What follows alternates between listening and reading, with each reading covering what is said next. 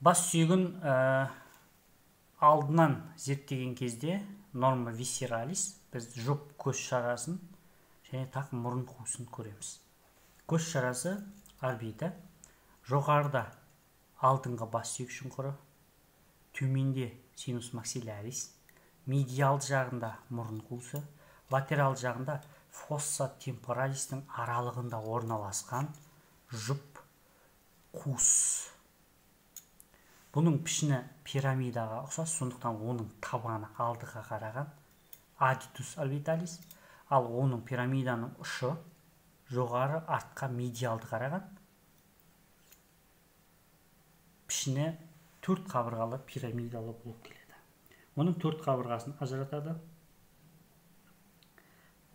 Парис медиалис, парис латералис, парис супериор, парис инфериор. Сәйкесті қарама-қарсы жақтанда симметриялы осындай қабырғаларын ажыратамыз.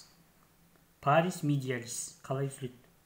Жоғарғы жақ сүйектің маңдай өсіндісі, көз жасы сүйегі, тор сүйектің көздік пластинкасы және көру өзегінің алға қарай сына тәрізді сүйектің денесі.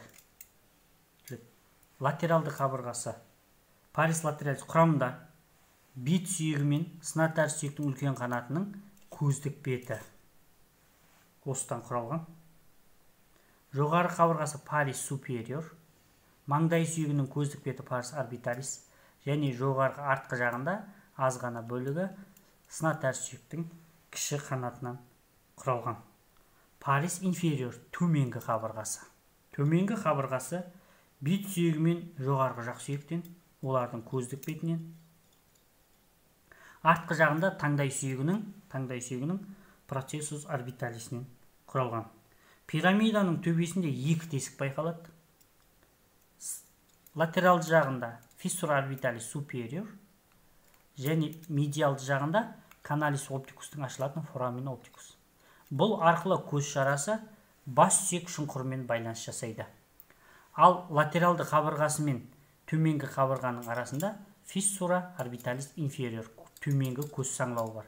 Бұл саңылау арқылы көз шарасы фосса птеригопалатина мен фосса инфратемпоралиспен байланыс жасайды.